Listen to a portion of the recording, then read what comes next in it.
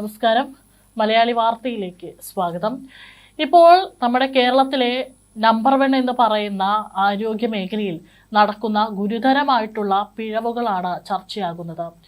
ചെറിയ പിഴവൊന്നുമല്ല. കഴിഞ്ഞ ദിവസം തിരുവനന്തപുരത്ത് നെടുമങ്ങാടും പ്രസവത്തിന് ശേഷം പുറത്തെടുത്ത കുഞ്ഞ് മരിച്ചത് വലിയ വിവാദങ്ങൾക്ക് വഴിവെച്ചിരുന്നു. ഇതിനു മുൻപും പല ആശുപത്രികളിലും വളരെ ഗുരുതരമായിട്ടുള്ള അവിടുത്തെ ജീവനക്കാരുടെ അനാസ്ഥ മൂലം ജീവൻ നഷ്ടപ്പെടുന്ന അവസ്ഥയുണ്ടായിട്ടുണ്ട്. പോട്ടെ, അതിൻ്റെ വേദനയിൽ വർഷങ്ങളോളം കഴിയേണ്ടി വന്നിട്ടുള്ള പല രോഗികളും അവരുടെ അവസ്ഥകളും പുറത്തു വന്ന് പറഞ്ഞിട്ടും അതിനൊക്കെ തന്നെ പുല്ലുവില കൽപ്പിക്കുന്ന ആരോഗ്യ മേഖലയെ നമ്മൾ കാണുന്നുണ്ട്. ഇപ്പോൾ ആലപ്പുഴ മെഡിക്കൽ കോളേജിൽ ശസ്ത്രക്രിയക്കിടെ ഉഷ ജോസഫ് എന്ന സ്ത്രീയുടെ വയറ്റിൽ കത്രിക മറന്നു വെച്ചതിൽ വിചിത്ര പ്രതികരണവുമായി ആരോപണ വിധേയയായ ഡോക്ടർ ലളിതാംബിക പറഞ്ഞ വിചിത്രമായ മറുപടിയാണ് ഇപ്പോൾ ചർച്ചയാകുന്നത്. താനല്ല ശസ്ത്രക്രിയ നടത്തിയതെന്നാണ് ഇവരുടെ വാദം. അതേസമയം 5 അല്ല 50 കൊല്ലം ഉള്ളിൽ കത്രിക ഇരുന്നാലും ഒരു പ്രശ്നവും ഇല്ലെന്നും ഇത് എപ്പോൾ വെച്ചതാണ് എന്നതിന് തെളിവില്ലല്ലോ എന്നും അവരുടെ വാദം. കോവിഡ് സമയത്ത് മനുഷ്യന്റെ നന്മയ്ക്ക് വേണ്ടി ചെയ്ത ശസ്ത്രക്രിയ ഇപ്പോൾ ഡോക്ടർക്ക് പാരയായെന്നും അവർ പറയുന്നു. ഫ്ലോർ നഴ്സിനാണ് ശസ്ത്രക്രിയയ്ക്ക് ഉപയോഗിക്കുന്ന ഉപകരണങ്ങൾ തിട്ടപ്പെടുത്തേണ്ട ചുമതല. സർക്കാർ ആശുപത്രികളിൽ അങ്ങനെയൊരു തസ്തിക ഉള്ളത് തനിക്ക് അറിയില്ലെന്നും സിസ്റ്റർമാർ പറയുന്നത് വിശ്വസിച്ച് ശസ്ത്രക്രിയയ്ക്കൊടുവിൽ കൂട്ടിത്തുന്നുകയാണ് ഡോക്ടർമാർ ചെയ്തതെന്നും അവർ വിശദീകരിച്ചു. പത്രത്തിൽ കണ്ടാണ് വാർത്തയെക്കുറിച്ച് താൻ അറിഞ്ഞതെന്നും 38 കൊല്ലമായി ആലപ്പുഴയിൽ താൻ സേവനം അനുഷ്ഠിച്ചതാണെന്നും അപ്പോൾ താൻ കണ്ടിട്ടില്ലാത്ത രോഗികൾ പോലും തൻ്റെ പേര് പറയാറുണ്ടെന്നും അതിലൊന്നും ചെയ്യാൻ പറ്റില്ലെന്നാണ് അവർ പറഞ്ഞിരിക്കുന്നത്. വേദനയായിട്ട് രോഗി എവിടെ പോയിരുന്നുവെന്നും തൻ്റെ അടുത്ത് വന്നിട്ടില്ലെന്നും വല്ല ഹോമിയോയിലോ ആയുർവേദത്തിലോ പോയി കാണുമെന്നും ഡോക്ടർ ലളിതാംബിക പരിഹസിക്കുന്നു. ശരിക്കും ഒരു ബോർഡ് വെച്ച് എത്ര ഇൻസ്ട്രുമെന്റ്സ് ഉണ്ടെന്ന് ഫ്ലോർ നഴ്സ് എഴുതണം. അങ്ങനെ ഫ്ലോർ നഴ്സ് എന്നൊരു തസ്തിക നമ്മുടെ ഗവൺമെൻറ് സെറ്റപ്പിൽ ഒരു തിയേറ്ററിലുമില്ല. എൻ്റെ അറിവിലില്ലെന്നാണ് ഇപ്പോൾ കോഴിക്കോട്ടത്തെ ഇഷ്യൂവിന് ശേഷം എല്ലായിടത്തും വന്നു കാണും. ഫ്ലോർ നഴ്സ് എഴുതിയിരുന്നുവെങ്കിൽ ലാസ്റ്റ് ഡോക്ടർക്ക് ചെക്ക് ചെയ്യാൻ എളുപ്പമാണ്. ഇപ്പോൾ ചെക്ക് ചെയ്യുന്നത് എങ്ങനെയാണെന്ന് വെച്ചാൽ സിസ്റ്റർ പറയും, മാഡം ഞാൻ ഇത്ര എണ്ണം എടുത്തിട്ടുണ്ട്. അപ്പോൾ നമ്മൾ നോക്കും, ഇത്രയുമുണ്ട്. അവർക്ക് ഓർമ്മയിൽ ഒരു പിശക് വന്നു പോയാൽ അത് പിശകാണ്. കഴിയുന്നത്ര നമ്മൾ ഒരു ഇൻസ്ട്രുമെൻ്റ് അകത്തിടില്ല. ഇതൊരു വലിയ ട്യൂമർ ആയതുകൊണ്ട് സംഭവിച്ചതാകാം. 3.5 കിലോ ഉണ്ടായിരുന്ന ട്യൂമർ, അതുകൊണ്ടാണ് സർജറി ചെയ്തത്. അല്ലെങ്കിൽ കോവിഡ് സമയത്ത് അങ്ങനെ ഒരു സർജറി ചെയ്യത്തില്ല.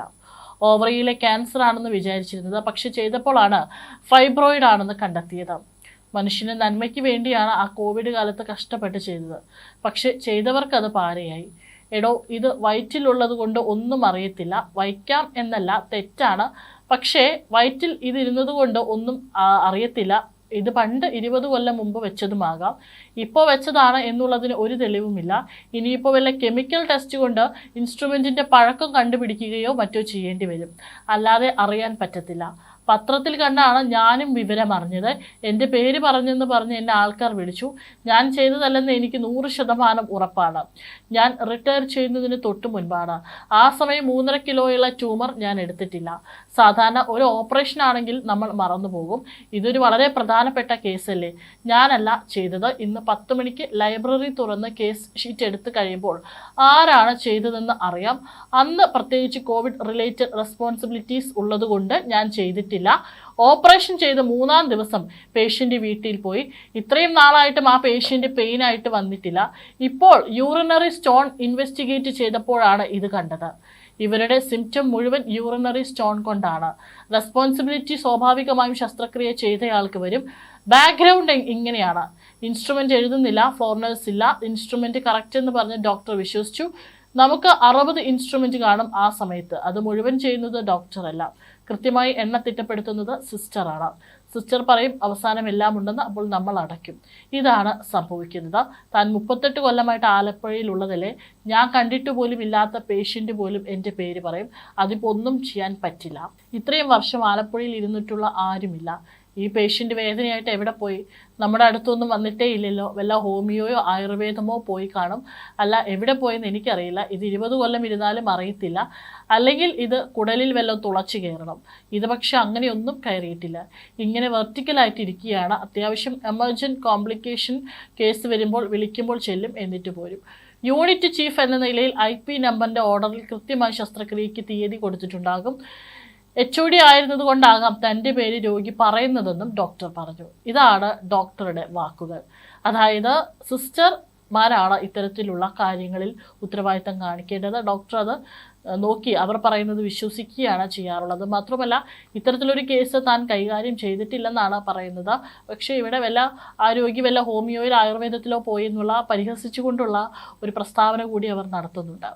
2021 ആലപ്പുഴയിലെ വണ്ടാനം മെഡിക്കൽ കോളേജിൽ വെച്ച് നടന്ന ശസ്ത്രക്രിയക്കിടെയാണ് വീട്ടമ്മയായ ഉഷ ജോസഫിന്റെ വയറ്റിൽ സർജറി ഉപകരണമായ മസ്കിറ്റോ, അതായത് കത്രികയുടെ ആകൃതിയിലുള്ള വാസ്കുലാർ ഫോർസെപ്സ് കുടുങ്ങിയത് എന്നാണ് ഇപ്പോൾ ഉയരുന്ന ആരോപണം.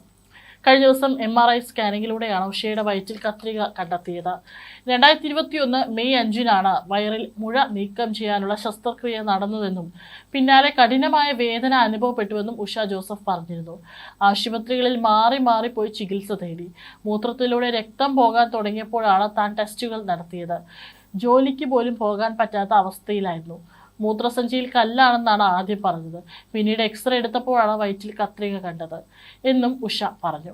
വണ്ടാനം മെഡിക്കൽ കോളേജിൽ ഇത് അറിയിച്ചപ്പോൾ ന്യൂറോളജിയിലെ ഡോക്ടർ ഇത് ഒതുക്കി തീർക്കാൻ ശ്രമിച്ചുവെന്നും ആരോടും പറയേണ്ട, ഓപ്പറേഷൻ നടത്താമെന്ന് പറഞ്ഞതായും ഉഷ വെളിപ്പെടുത്തി. ഒരുപാട് പണം ചികിത്സയ്ക്കായി ചെലവായി എന്നും മരുന്ന് വാങ്ങിയതിന് കണക്കില്ല എന്നും ഉഷ പറഞ്ഞു. ഇഷ്ടം പോലെ മരുന്ന് മേടിച്ച് കഴിച്ചിട്ടുണ്ട്. എങ്ങോട്ടെങ്കിലും പോകുന്നെങ്കിൽ പോലും ഗുളികകൾ കൊണ്ടുപോകണം. എനിക്കിനി മെഡിക്കൽ കോളേജിലേക്ക് പോകേണ്ട, പേടിയാണ്. ഞാൻ ഒരുപാട് വേദന തിന്നു. മൂത്രം പോകുമ്പോഴും ജോലി ചെയ്യുമ്പോഴും കഠിനമായ അസ്വസ്ഥതയാണ് അനുഭവിച്ചതെന്നാണ് ഉഷ പറഞ്ഞിരിക്കുന്നത്. ഏതായാലും വിഷയം വിവാദമായപ്പോൾ പരാതിയിൽ വിശദമായ അന്വേഷണം നടത്തുമെന്നാണ് ആരോഗ്യമന്ത്രി വീണ ജോർജ് പറഞ്ഞിരിക്കുന്നത്.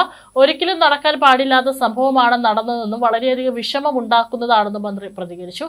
വിവരം അറിഞ്ഞ ഉടൻ പ്രാഥമിക അന്വേഷണത്തിന് ഉത്തരവിട്ടിട്ടുണ്ടെന്നും റിപ്പോർട്ടിന്റെ അടിസ്ഥാനത്തിൽ അന്വേഷണത്തിന് സമിതിയെ നിയോഗിക്കാൻ മെഡിക്കൽ ഓഫീസറോട് ആവശ്യപ്പെട്ടിട്ടുണ്ടെന്നും വീണ ജോർജ് അറിയിച്ചു. പരാതിയിൽ ഇന്ന് തന്നെ അന്വേഷണം ആരംഭിക്കുമെന്നും മന്ത്രി കൂട്ടിച്ചേർത്തു. എത്രയും പെട്ടെന്ന് റിപ്പോർട്ട് സമർപ്പിക്കാനാണ് നിർദ്ദേശം നൽകിയിട്ടുള്ളത്. ആ റിപ്പോർട്ടിന്റെ അടിസ്ഥാനത്തിൽ നിയമപരമായി സ്വീകരിക്കേണ്ട എല്ലാ നടപടികളും സ്വീകരിക്കും. പോലീസിന് അതിനുശേഷം റിപ്പോർട്ട് കൈമാറും. ശസ്ത്രക്രിയ നടന്ന സമയത്തുള്ള ആരൊക്കെയാണ് റിട്ടയർ ചെയ്തു പോയിട്ടുള്ളത്, ഇപ്പോൾ സർവീസിൽ ആരെങ്കിലും ഉണ്ടോ മുതലായ കാര്യങ്ങളിലും അന്വേഷണം നടത്തി സർവീസിലുള്ളവരെ അന്വേഷണ വിധേയമായി സസ്പെൻഡ് ചെയ്യും. ഉഷ ജോസഫിന്റെ മകനുമായി സംസാരിച്ചിരുന്നു. പലതവണ വീട്ടിൽ പോയി ഡോക്ടറെ കണ്ടതായി ബന്ധുക്കൾ പറയുന്നു.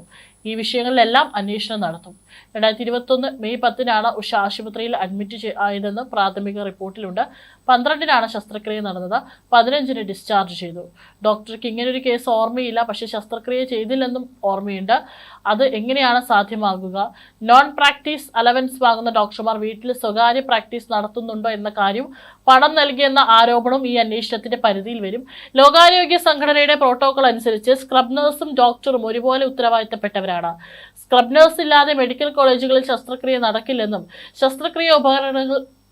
ശസ്ത്രക്രിയ ഉപകരണങ്ങൾ എണ്ണി തിട്ടപ്പെടുത്തേണ്ടത് ഇവരുടെ സംയുക്ത ഉത്തരവാദിത്വമാണ്. സർക്കാരിനെ സംബന്ധിച്ചിടത്തോളം അടിസ്ഥാന സൗകര്യങ്ങളും ജീവനക്കാരെയും ഒരുക്കുക എന്നതാണ് പ്രാഥമിക ചുമതല. എന്നാൽ പ്രവർത്തനങ്ങളിൽ വീഴ്ച സംഭവിക്കുന്നത് വ്യക്തികളുടെ ഭാഗത്തു നിന്നാണ്. ഇത്തരം ഇൻഡിവിജ്വൽ വീഴ്ചകൾ കർശനമായ നിയമ നടപടികൾ തന്നെ സ്വീകരിക്കും. മെഡിക്കൽ കോളേജുകളിൽ എല്ലാ സംവിധാനങ്ങളും ഉണ്ടെന്നിരിക്കെ പ്രോട്ടോകോൾ ലംഘിച്ച് ശസ്ത്രക്രിയകൾ നടത്തുന്നത് അത്യന്തം ഗൗരവകരമായ വിഷയമായാണ് സർക്കാർ കാണുന്നത്. UDF കാലത്തായാലും LDF കാലത്തായാലും സാധാരണക്കാർ അനുഭവിക്കുന്ന ഇത്തരം വേദനകൾക്ക് പരിഹാരം കാണുക എന്നതാണ് സർക്കാരിന്റെ നയം. ശസ്ത്രക്രിയ പിഴവ് കാരണം വർഷങ്ങളോളം വേദന അനുഭവിക്കുന്നവരുടെ പ്രയാസം അത് അനുഭവിക്കുന്നവർക്ക് മാത്രമേ മനസ്സിലാകൂ.